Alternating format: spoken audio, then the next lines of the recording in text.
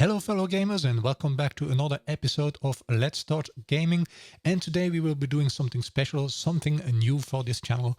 We will be doing our very first hardware review, and today we will be talking about the Logitech G910 Orion Spark RGB mechanical keyboard, which you see right here. So let's get started by opening the box and having a look at what we can find inside the box.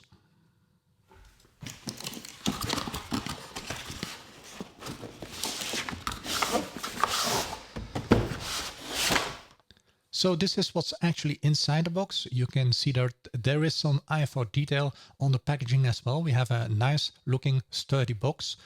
Well, it's time to open up that box and have a look at what's inside the box. Well, here we go, opening the box, and of course we find the keyboard itself. Well, let me turn the box a little bit so you can see the keyboard itself, but I will be holding it just a little bit so you can have a closer look. Well, it's time to take the keyboard out of the box and have a closer look at it. So this is what's inside the box. Of course, the keyboard itself. There is an additional palm rest, and we have a little manual as well. Okay, well, the design of the keyboard, well, as you can see, it's a little bit big. It's a full-size keyboard. Now, of course, you can replace the detachable palm rest by simply removing the existing one and replacing it with the other one, of course. You simply put it in and it clicks in and you're ready to go.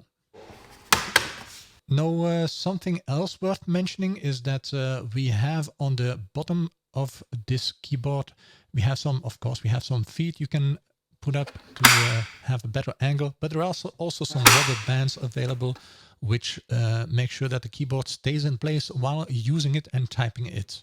Okay, let's have a close-up at the keys, because some keys have a very special shape, like for example the WASD key.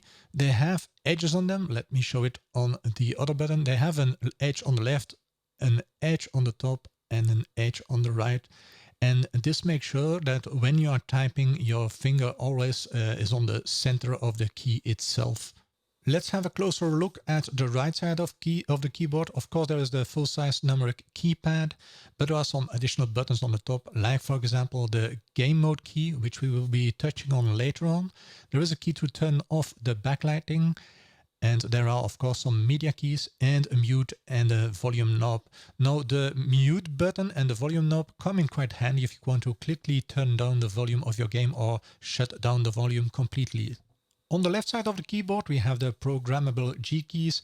There are 5 completely to the left and an additional 4 above the function keys here.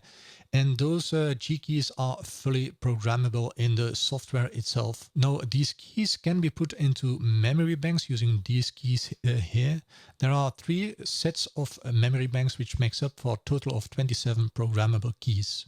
Now, the switches used in the keyboard are what they call Romer G switches, and they are developed by Logitech or for Logitech. Now, according to Logitech, they are 25% faster than a comparable Cherry MX switches, and they should last for about 70 million keystrokes. Something else you will find on the keyboard is this AUX dock release you find here. No, it's actually not really a dock, since it doesn't have any connections at all.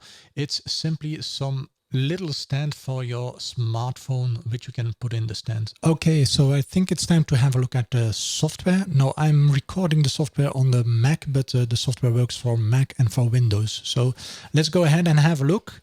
So this first page here shows you the layout of the keyboard, with actually on the left side the programmable G keys, and you have 5 on the left side and 4 on the top side as well. Now, there are some memory banks, micro banks, so you can have up to 3 banks, as I mentioned before, which makes up for a total of 27 programmable keys. Now, how do you program those keys? Well, that's done in the next tab. Here you will see that the system already discovered that I have some games on my machine, like for example Civilization 5 and World of Warcraft, and there is a default profile as well. Now, it downloaded those profiles from the internet, and there are already a few commands available for those games. For example, there is the capital city view. Now, if I would like to have that behind the G1 key, then I can simply drag and drop it over the G1 key. Like, for example, grab it, drop it on the G1 key. And for now, when I play Civilization 5 and I press the G1 key, the capital city view will appear. Now I can, of course, add my own commands to that. For example, press the plus key, and now I can register a keystroke or different keystrokes, a series of keystrokes, a text to appear, mouse function, media keys, shortcuts to launch another application, maybe an alias, and some other functions. For example, if I want to, if I'm playing a game like World of Warcraft and I want to wave as an emote, then I could use the multi key and start recording, press enter, /wave, enter, and this will execute that series of keystrokes. So for this, let me give it a name, test. Yeah, let's type correctly since it's for a video. Okay, test.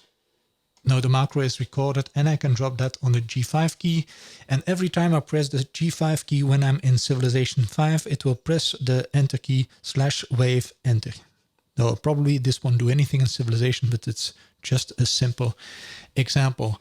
Of course, I could add some profiles manually. No, I already did that for another game. I'm playing on the Windows side of things, but I can't really show this right here.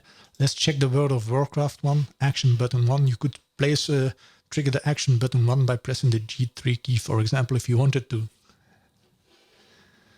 Now the next one, not really all that important on the Mac side, I believe, but on the Windows side, when you are playing games, for example, you don't want to trigger the Windows menu by pressing the Windows key, and this allows you to disable those keys if necessary. Now the game mode is triggered when pressing the game mode key, which you see there on the screen and which is located right here on the keyboard itself. Now, for example, if I don't want to have the F9, 10, 11 and 12 keys available when I'm playing World of Warcraft, simply switch to the World of Warcraft profile and click the 9, 10 and 11 and 12 keys. And from now on, when playing World of Warcraft, those keys won't do anything. Let me turn that back off really quick. And let's have a look at the next tab, which is the most interesting tab at all, because this is where you can change the color of your keyboard. Now you can do that for individual profiles by enabling this checkbox. And now, for example, in the default profile, I can set up some keys. And how can I do that? Well, I can set up individual keys by using the first button here, lighting mode.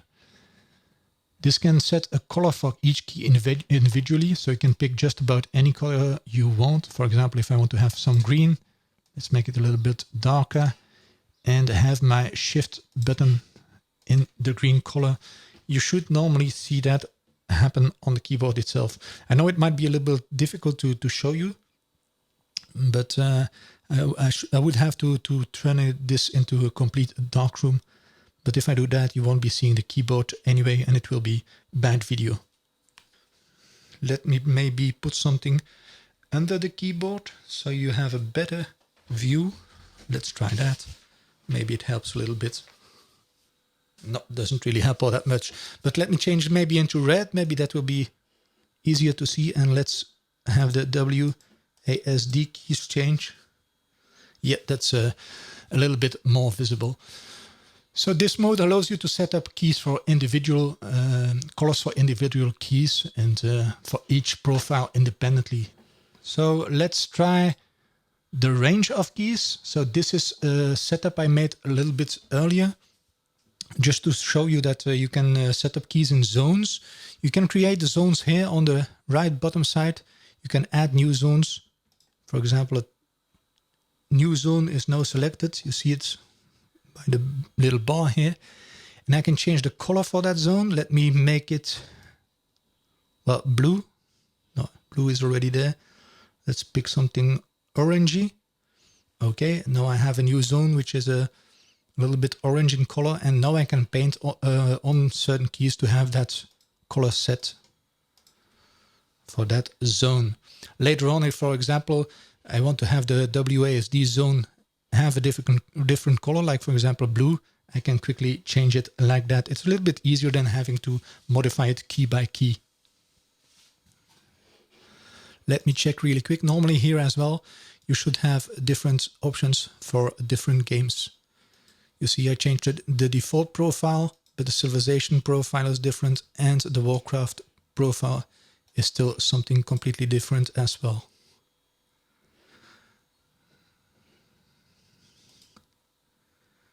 The next button shows you the available game keys. So these are the keys that are used by the game. And the last option is to have some effects. And you have the choice of different effects. Like for example, now there is a wave color happening, horizontal. You can have it vertical. You can have it circular. It might be a little bit difficult to see on the video, but hey, you have some other options. Fixed color. Breathing is where the color will appear and disappear. It's like a fade in and a fade out of a certain color. A star effect where some keys will light up and fade out randomly. A color cycle cycles through the colors. Color wave we have just noticed. And the key press is some form of heat map depending on the keys you just pressed. Okay, well, that's about it for configuring the colors. As I mentioned, you can do many things with that. You can set up really specific color schemes for certain games or certain applications, even if you wanted to. Now, I prefer to work in the zone mode because it's, well, easier to handle, I believe. Let me switch back to the zone for the default keyboard I had set up. Now, the next tab in the software is actually some way to record which keys you are using the most. You just start it now and it will start recording which keys you have pressed the most.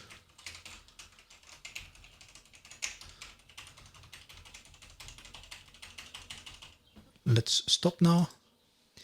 And you can clearly see that I pressed the R key a lot of times because that one is red and the blue ones are least used.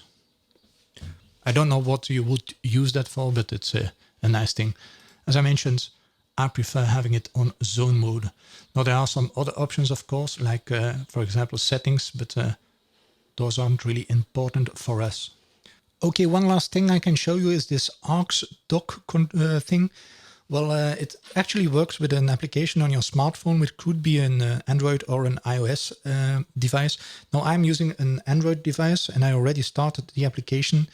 The application is already connected to the software on the Mac using Wi-Fi. Let me show you. If you check the settings and then the AUX control, you will see here that my device is already connected and authorized. And what this does is it allows you to one thing is monitor your CPU usage and your RAM usage. And another thing is to access the profiles from here. Yeah, there we go.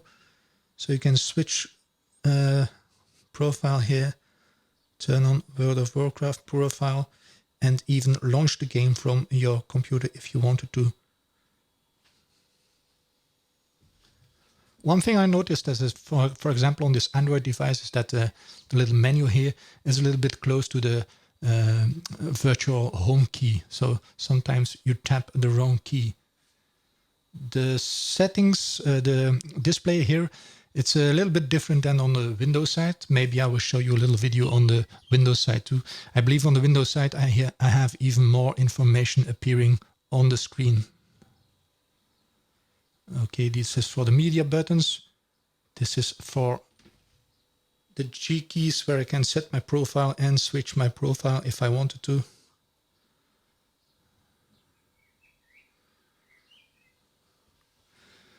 So do I use this AUX thing? Well, I have used it a little bit to see how my my RAM usage and the CPU usage went, and on the Windows side it also displayed the temperature of your CPU and similar things. I used it a little bit, but not really all that much. It would be nice if there would be integration with some games. For example, yeah, I don't know, your stats would appear on the little display instead of on the big screen. Might be a nice feature, but that doesn't happen for now. Okay, well, I think we're at the end of this review. It's time for a little recap, have a look at some pros and some cons, and give a final verdict. For me personally, I quite like the keyboard and love the RGB lighting. I love the way you can customize it to your own needs and create some own profiles with custom macros and custom backlighting.